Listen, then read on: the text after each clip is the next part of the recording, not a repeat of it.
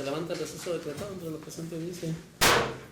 ¿Está en condición el Ministerio Público para emitir sus alegatos? Correcto, señoría. Por lo tanto, damos la apertura de los correspondientes alegatos. Escuchamos primero los del Ministerio Público. Tiene el uso de la voz. Gracias, su señoría.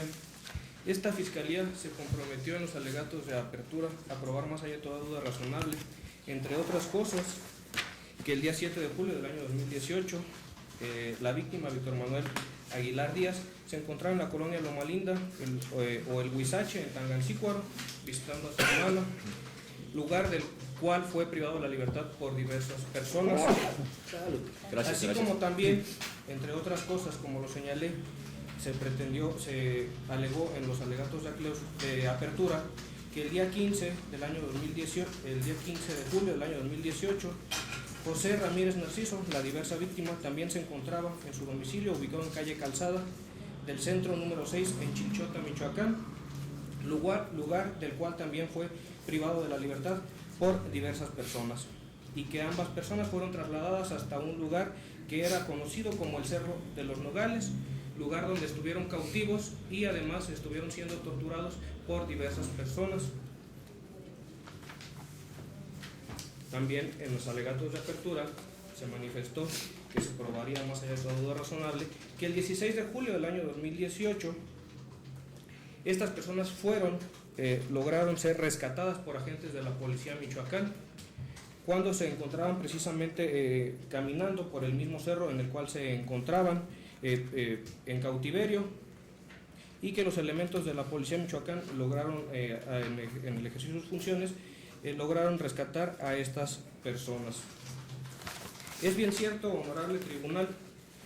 que hasta esta sala de audiencias no lograron comparecer las personas que tenían la calidad de víctimas, Víctor Manuel Aguilar Díaz y José Ramírez Narciso. Sin embargo, por parte de la Fiscalía se hicieron las gestiones necesarias para que estos comparecieran a la misma, no logrando obtener un resultado positivo, por lo cual es que no fue posible poder demostrar, más allá de toda duda razonable, el momento exacto en el que estos señalaron haber sido privados de su libertad, como lo señalan ellos respectivamente, el señor Víctor Manuel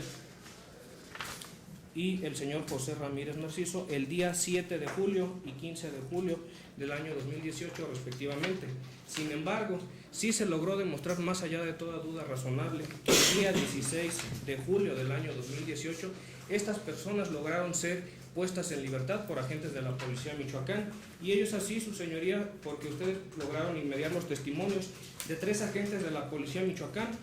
Giovanni Francisco Martínez Martínez, Luis Alberto Ten Hernández y Alex Alan López Lorenzo,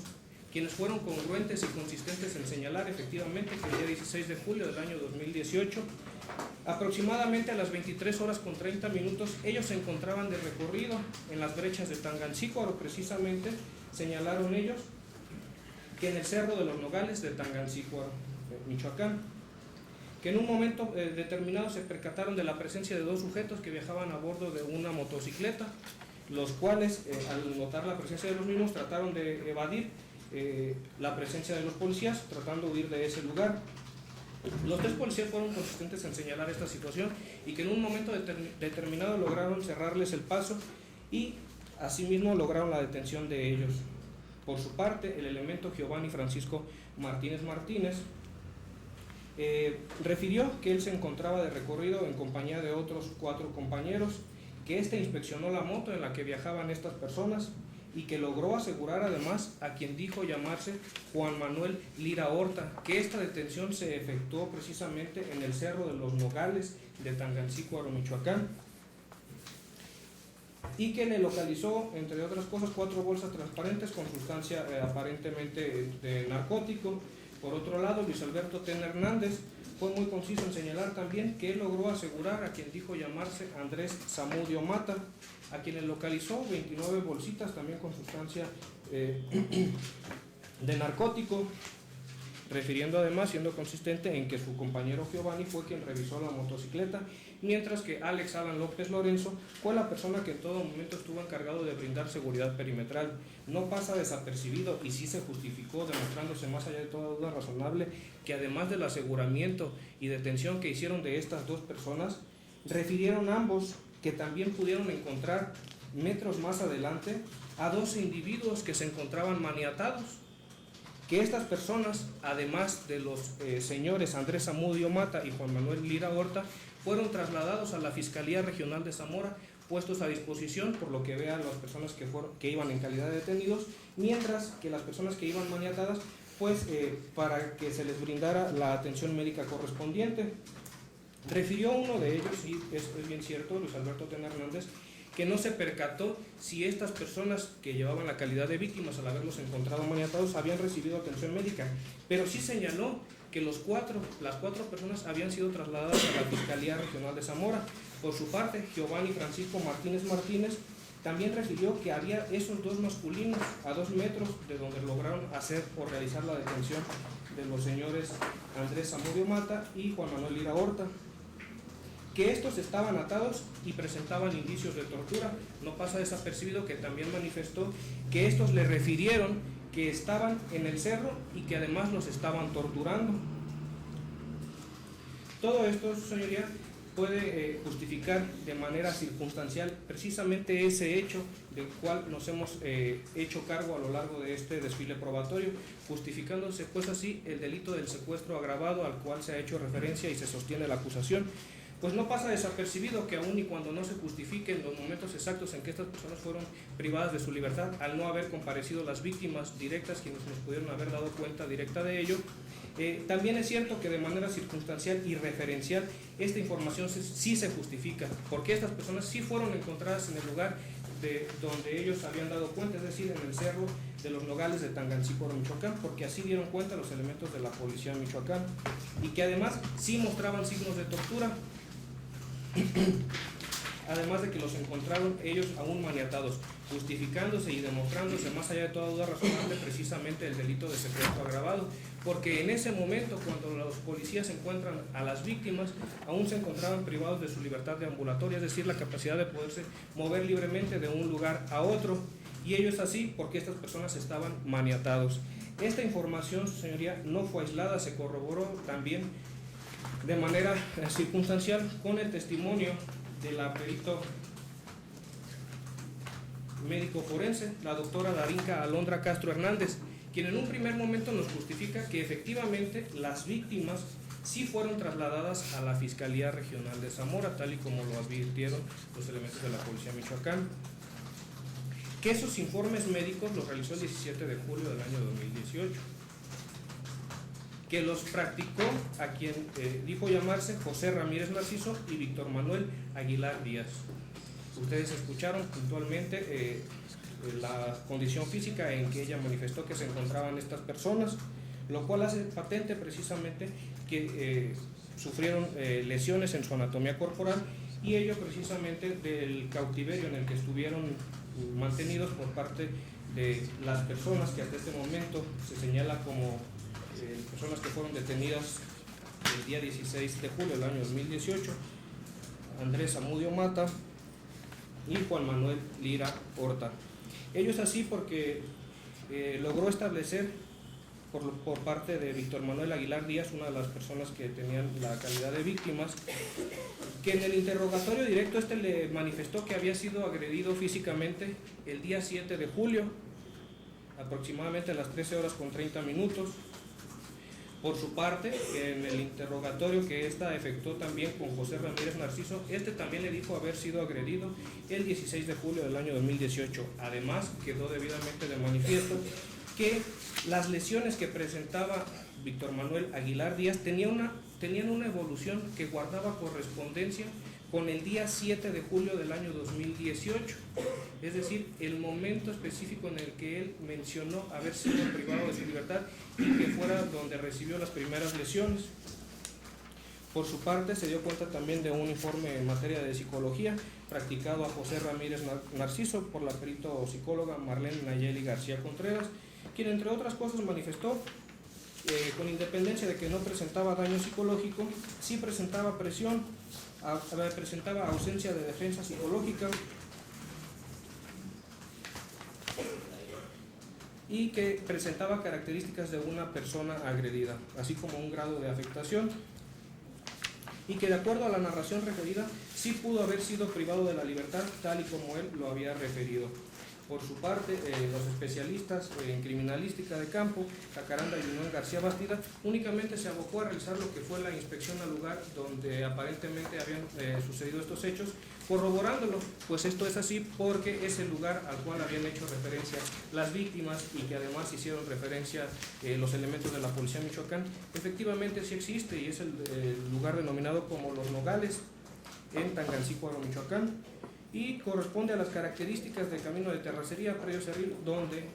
estuvieron privadas de su libertad las víctimas, justificándose precisamente que este lugar existe y fue donde se llevó a cabo el cautiverio de las víctimas. Con esta información, señoría, sí es posible poder establecer que existió un secuestro y que este fue agravado en contra de las víctimas, porque si bien es cierto, como lo señalo y reitero, no se pudo comprobar los momentos exactos en que fueron privados de la libertad, sí se pudo comprobar los momentos exactos en que estos fueron rescatados por elementos de la Policía de Michoacán, y ello no quiere decir que se esté alterando o modificando el cuadro fáctico materia de la acusación por parte de la Fiscalía, además de que tampoco se deja en estado de indefensión a los imputados, puesto que son únicamente los hechos que se pueden tener por probados y que forman parte precisamente de la acusación que se hizo en contra de los mismos. Es por ello que al justificarse lo que señala el artículo 9, fracción primera, inciso C, de la Ley General para prevenir y sancionar los delitos en materia de secuestro, sí existió una privación de la libertad y que esa privación de la libertad fue con el ánimo de causar daño que quedó debidamente de manifiesto con los informes médicos de lesiones que practicó la perito Darinka Alondra Castro Hernández, justificándose la temporalidad incluso de el momento exacto en el que una de las víctimas fue privado de su libertad. Además de que este secuestro fue agravado y se demostró porque existe, tal y como lo señala el artículo 10, fracción primera, inciso B, de la misma Ley General para prevenir y sancionar los delitos en materia de secuestro, que se cometió por 2 o más personas, lo cual hasta este momento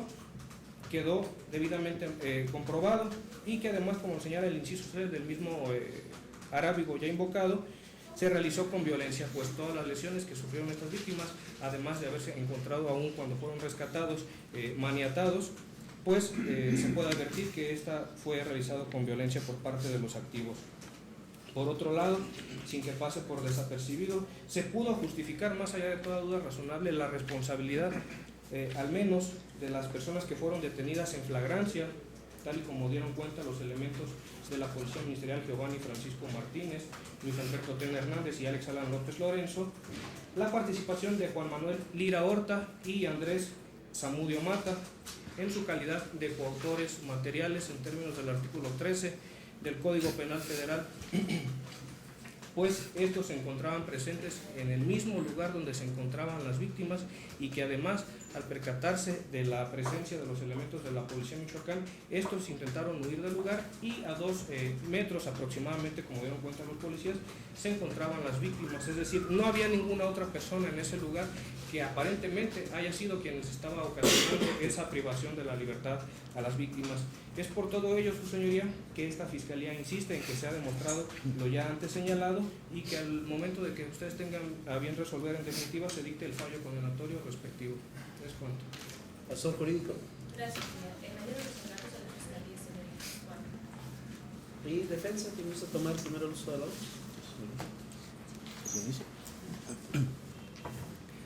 Bien, respetable tribunal. Sin pruebas no puede haber condena. Contrario a lo manifestado por la Fiscalía,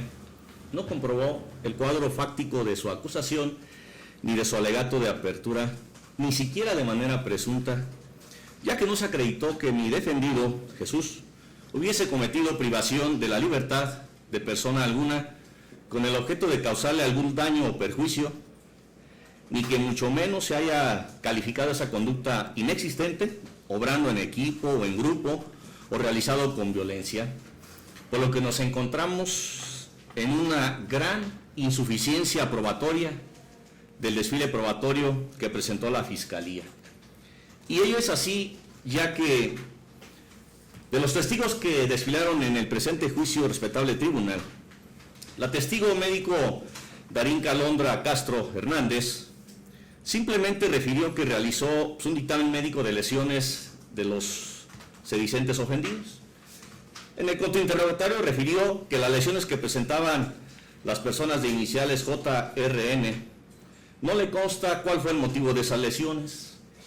que le dijo JRN que tenía dolor en la región frontal izquierda y occipital derecha. Sin embargo, aquí lo señaló que no tenía lesiones visibles. Refirió que llegó en un estado deshidratado. Sin embargo, al momento que hace una exploración física, en su informe la médico dijo que tenía mucosa oral hidratada, por lo que su testimonio, sin hacer mayor referencia, carece de relevancia jurídica respecto al cuadro fáctico que señala la Fiscalía, ya que si bien es cierto, practicó un dictamen de lesiones, pues no señala los motivos de la lesión, con qué objeto se pudo haber practicado o señalado esa lesión, ni tampoco su origen, además de las inconsistencias que he referido, ya que tampoco se realizó un dictamen médico o de mecánica de lesiones. Por su parte, la testigo experto Marlene Ayeli García refirió que realizó un dictamen psicológico a la víctima JRN. En el contradictorio que realizó esta defensa, refirió que al momento de la evaluación, sus memorias de JRN se encontraban conservadas tanto a corto como a largo plazo, que su pensamiento se encontraba sin alteración delirante, que sus funciones mentales se encontraban íntegras, que de conformidad a la escala de trauma de Davison, la escala de frecuencia y gravedad del trauma, sumado los dos, es de 0 a 136 puntos, es decir, que entre más se acerque a 136 puntos, es mayor la frecuencia, lógico, y la gravedad del trauma, según este autor, por lo que, de acuerdo a su estudio, la persona evaluada JRN solo presentó 7 puntos en frecuencia una y 7 puntos en frecuencia a la gravedad, es decir, 14 puntos de gravedad de 136 posibles. Por lo tanto, señaló la propia experto, derivado de ello es por lo que la perito concluye que JRN dio como resultado que no mostró rasgos de alteración mental y que tampoco presentó daño psicológico, por lo que su dicho en nada contribuye a lo que se comprometió a demostrar la Fiscalía. Por el contrario, abona al cuadro fáctico de esta defensa en el sentido de que los hechos no son ciertos, ya que como este tribunal lo inmedió, no presentó alteración alguna mental ni psicológica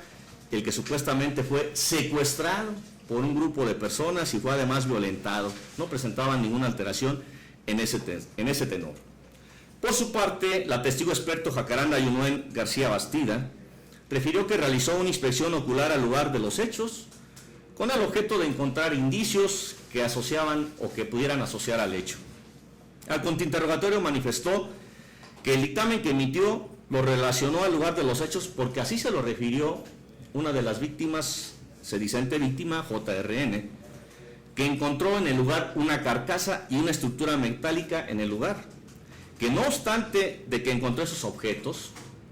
no practicó ninguna prueba científica, como era la dactiloscopia a dicha carcasa o a dicha estructura, para corroborar o para acreditar a quién pertenecían esos objetos, o bien que se hubiesen relacionado con el hecho motivo del presente juicio. Por ello, no pudo decir si esa carcasa o esa estructura se relacionaban con persona alguna. Incluso en el lugar donde JRN le refirió que estuvo amarrado, según su dicho, porque no se corroboró con el dicho del sedicente ofendido, tampoco encontró indicio alguno, por lo que su deponencia en nada abona al cuadro fáctico de la Fiscalía, ya que no se encontró indicio alguno que se asocie con el hecho que se comprometió a comprobar la Fiscalía. Mientras que la testigo experto Lucía Gaona Rojas, ustedes lo escucharon, integrante de ese tribunal, realizó un dictamen de identificación y descripción de objetos. Al contrainterrogatorio manifestó que no le consta que esos objetos estuvieran en el lugar de los hechos, que no realizó cadena de custodia, que la prueba pericial de dactiloscopía, de acuerdo a su experticia, es la prueba idónea que nos permite establecer si existen huellas dactilares en esos objetos y que con ese mismo estudio poder hacer un comparativo respecto a que si esos objetos puedan tener relación o se relacionen con una persona o haya pertinencia del objeto con la persona,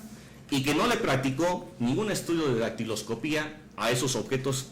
que encontraron o que le fueron entregados para realizar ese estudio, y que no puede establecer si esos objetos guardan pertinencia con los coacusados, por lo que su testimonio carece también de relevancia jurídica respecto al hecho que se pretendía comprobar, aunado a que dicha perito, como aquí lo manifestó, pues carece incluso de cédula profesional en términos de lo que dispone el artículo 369 de la Ley Adjetiva Nacional. Objetos que describió que, por cierto, no se incorporaron a juicio como prueba material, lo que deviene en un perjuicio a la propia Fiscalía. De igual forma, el testigo policía Giovanni Francisco Martínez, contrario a lo que refiere la Fiscalía, simplemente refirió que el día 16 de julio estaban de recorrido con otros compañeros y que encontraron ahí a 2 personas, que su compañero Eladio encontró 3 vehículos, es decir, no los encontró él, y que Eladio después encontró a otras personas que tampoco las encontró él. En el contrainterrogatorio refirió que no observó inicialmente que se encontraran esas 2 personas atadas, que solamente lo refiere porque así se lo refirió su compañero, que no entrevistó a las personas que se encontraban ahí y que no le manifestaron a él ningún hecho, por lo que su testimonio en nada contribuye al cuadro fáctico de la Fiscalía. Mientras que su compañero policial Luis Alberto Tena Hernández, en circunstancias similares, narró prácticamente los mismos hechos. Y de igual forma, en el contrainterrogatorio que se practicó por parte de la defensa, refirió que cuando llegó al lugar no vio a esas personas que se encontraban aparentemente maniatadas, que solamente lo refiere porque así se lo refirió su compañero Eladio, el cual, por cierto, no desfiló en este juicio, no se recabó su testimonio, que en ningún momento platicó con estas personas que supuestamente estaban amarradas, es decir, que dicho testigo no le consta nada. Así lo manifestó y ustedes lo inmediaron, por lo que su testimonio, al igual que el anterior, pues en nada abona el cuadro fáctico de la Fiscalía, ya que no le consta nada respecto a las 2 personas que supuestamente se encontraban en ese lugar. Por último, respecto al policía Alex Alan López Lorenzo, refirió de manera sorprendente, pues hechos distintos, incluso al cuadro fáctico de la Fiscalía, ya que refirió que en el lugar de los hechos se encontraba las 6 personas que estaban aquí detenidos, o sea, ya no eran 2 personas, eran 6 personas, y que los conocía porque los estaba viendo y por ser las personas que se encontraron en el lugar del hallazgo. Incluso derivado de esa manifestación, ni siquiera meritó por parte de esta defensa y de los colitigantes que le hiciéramos cualquier interrogatorio, ya era en vano, era infructuoso y superfluo hacer cualquier interrogatorio después de lo que había manifestado, que contradecía incluso el propio cuadro fáctico de la Fiscalía. En tanto, pues nos encontramos, como lo he referido respetable tribunal, en una insuficiencia probatoria, ya que era deber legal de la Fiscalía acreditar el cuadro fáctico de su acusación y de su alegato de apertura, lo cual no realizó, ya que la carga de la prueba en términos del numeral 20, inciso A, fracción quinta de la Constitución y 130 de la Ley Adjetiva Nacional es de la Fiscalía, lo que no realizó,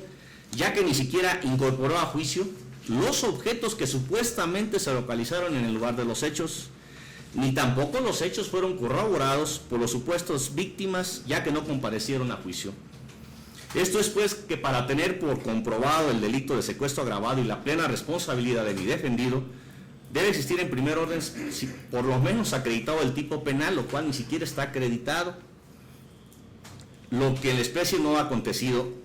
ya que este tribunal pudo inmediar de manera puntual que no existió una sola prueba objetiva, contundente, de incriminación, ni siquiera de manera indiciaria, cuando en esta etapa del proceso debe acreditarse de manera plena el delito en su conducta típica, antijurídica y culpable, y desde luego la plena responsabilidad de quien en ella participa, lo cual aquí no aconteció. Por ende, la presunción de inocencia en el caso que nos ocupa no fue vulnerada con prueba directa y por ende se conserva intocable a favor de mi defendido la presunción de inocencia como estándar de prueba o regla de juicio que ordena a los jueces decretar sentencia absolutoria cuando durante el proceso no se haya aportado prueba de cargo suficiente, como en el caso que nos ocupa, para acreditar la existencia del delito y la responsabilidad de quien participa, ya que la culpabilidad debe rebasar la probabilidad. Es decir, pues, además sustento mi criterio en la tesis de jurisprudencia número 20-13-588, bajo el rubro sentencia condenatoria en el sistema procesal penal acusatorio oral, a fin de salvaguardar el principio de presunción de inocencia, debe fundamentarse en pruebas de cargo válidas y no en conjeturas sustentadas en la creencia, suposición, presentimiento o suspicacia de quienes integran el cuerpo colegiado o el tribunal unitario correspondiente. El cumplimiento de los principios de convicción de culpabilidad y objeto del proceso, previstos en el artículo 20, apartado A, fracciones 1 y 8 de la Constitución Política de los Estados Unidos Mexicanos, debe considerarse que el escrutinio judicial en la etapa de juicio oral está desprovisto del estándar que se tuvo al dictar la vinculación a proceso, ya que los jueces que apreciaron el debate de juicio no deben entender la culpabilidad equiparándola al grado de sospecha razonable que pudo establecerse para tener por demostrar a la probable responsabilidad. Por tanto, una sentencia condenatoria no debe apoyarse en conjeturas sustentadas en la creencia, suposición, presentimiento o suspicacia de quienes integran el cuerpo colegiado o el tribunal unitario correspondiente, sino fundamentarse en pruebas de cargo válidas a fin de salvaguardar el principio de presunción de inocencia. En tal virtud, apreciar la prueba más allá de toda duda razonable implica que la culpabilidad ha rebasado el grado de probabilidad que, en su momento, pudo construirse con una sospecha razonada. De ahí que este principio se traduce en una doble garantía, ya que por una parte, se trata de un mecanismo con el que cuenta el juzgador para calibrar la libertad de su arbitrio judicial y por la otra, para el acusado oriente una suficiente motivación que debe apreciarse reflejada en la sentencia. Asimismo, el objeto del proceso o esclarecimiento de los hechos en el que juega un papel determinante la comisión de culpabilidad, no en todos los casos es susceptible de ser alcanzado, toda vez que la acusación no se construye a través de una argumentación sustentada en la presunción aislada o aparente, que no puede enlazarse o conducirse indefectiblemente al hecho probado, ya que bajo esta premisa se trostacaría el principio de presunción de inocencia. En ese sentido, en el sistema procesal penal acusatorio oral, tal prerrogativa no descansa en la verdad real del suceso, sino en aquella que ha sido determinada por diversos tratadistas como material y que se caracteriza por ser construida en el proceso de acuerdo con lo que las partes exponen a través de su teoría del caso. De todo lo manifestado y en virtud de que no existe ninguna prueba suficiente, contundente, objetiva de incriminación en contra de mi defendido, esta defensa solicita se dicte una sentencia absolutoria en su favor. Será cuanto por parte de esta defensa respetable al tribunal. Se tiene al defensor privado de Jesús, permitiendo sus alegatos. Diversos defensores. Gracias, señoría. Adelante. Por encontrarse en el lugar y en momento menos indicado, fueron acusados injustamente de secuestro. La Fiscalía no logró cumplir la promesa tan alta que hizo al inicio de este juicio. No logró destruir el estándar de inocencia de que gozan mis representados. Tampoco logró el fin mismo del proceso, que es el esclarecimiento del hecho. No probó más allá de toda duda razonable la participación de mis defensos en el hecho que trajo ante ustedes. Tampoco demostró el cuadro fáctico su teoría del caso, con prueba idónea, pertinente y directa, menos el nexo causal entre el hecho y la conducta que se les atribuyó. Esto es así porque pretende que sean condenados con el dicho de tres policías a los que no les constan las circunstancias de tiempo, modo y lugar del hecho atribuido a nuestros defensos. Únicamente se les encontró en posesión de un narcótico ilícito por el que tampoco acusó la Fiscalía, y no se les encontró ningún indicio relacionado con las supuestas víctimas.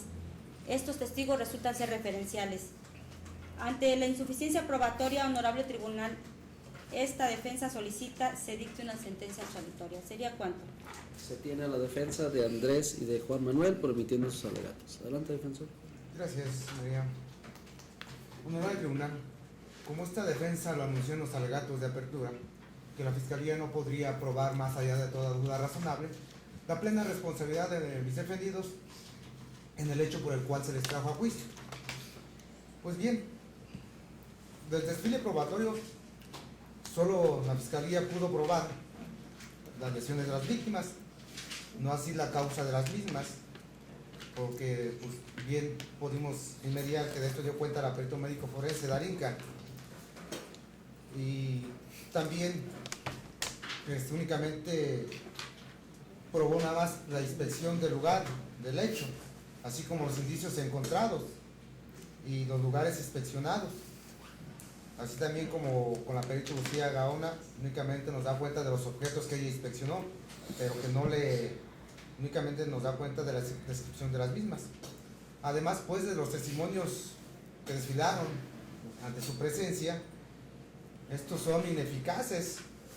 para acreditar la identidad de las personas que privaron de la vida, de la libertad a las víctimas y que éstas las mantuvieron en cautiverio. Testimonios, pues, que en consecuencia resultan insuficientes para demostrar que fueron mis representados quienes privaron de la libertad y mantuvieron en cautiverio en compañía de otros sujetos a las víctimas, porque no existen otras pruebas objetivas que puedan corroborar la teoría de la Fiscalía hasta este momento. Nadie nos da cuenta con un testimonio cómo es la forma en que mis representados privaran de la libertad y mantuvieran en cautiverio a las víctimas. No escuchamos en la audiencia ningún testimonio que hubiera presenciado y que dé cuenta que mis representados fueran alguna de las personas las que estuvieron en el lugar del hecho, es decir, como una de las personas que le lavaba la ropa a las personas que supuestamente tenían privadas de la libertad a las víctimas, así también como que estas eran unas de las que les golpeaban a las víctimas. Pues bien, este hecho, pues, que nos dieran cuenta, así que esto aconteció en el Cerro de los Nogales, del municipio de Chilchota, Michoacán. Una vez que hemos escuchado, pues, el desfile probatorio, nos pudimos dar cuenta que no hubo prueba directa ni indirecta de que mis representadas, Yerania, María del Carmen, y así como David, intervinieran en la comisión del hecho delictivo denominado secuestro agravado en agravio de las personas de identidades reservadas, BMAD y JRN, tal y como pudimos, pues, apreciar, ya que como pudo percatarse este honorable tribunal, quedó intacto el principio de presunción de inocencia que les asiste a mis representados, ya que no pudo vulnerarlo el principio de presunción de inocencia por parte de la Fiscalía. Por el contrario, pudo advertirse que la Fiscalía no pudo probar, más allá de toda duda razonable, que mis representados fueran algunas de las personas que hubieran intervenido en el delito de secuestro, y al no acreditar la plena responsabilidad, esta defensa solicita un fallo absolutorio de manera unánime en favor de mis defendidos. ¿Cuántos, señor? Se tiene el defensor público de Yerania, María del Carmen y David por formulando sus alegatos. ¿El Ministerio Público va a hacer uso de la réplica? No, su señoría. ¿Asesor jurídico? No, señoría. Por lo tanto, no hay motivo para volver a escuchar. Al no haber réplica, no puede haber dúplica por parte de la defensa. Señores Andrés, Juan Manuel, Jesús, Yerania, María del Carmen y David, ¿quieren hacer alguna manifestación antes de que este tribunal proceda a retirarse de deliberar? Pueden consultarlo con los abogados. ¿Desean hacer alguna manifestación? No. Por lo tanto, se cierra el debate correspondiente. En términos de lo que prevé el artículo 400 del Código Nacional de Procedimientos Penales, ha sido cerrado el debate y por lo tanto este tribunal procede a retirarse de deliberar de manera continua, aislada y privada a efecto de emitir un fallo dentro de esta causa penal.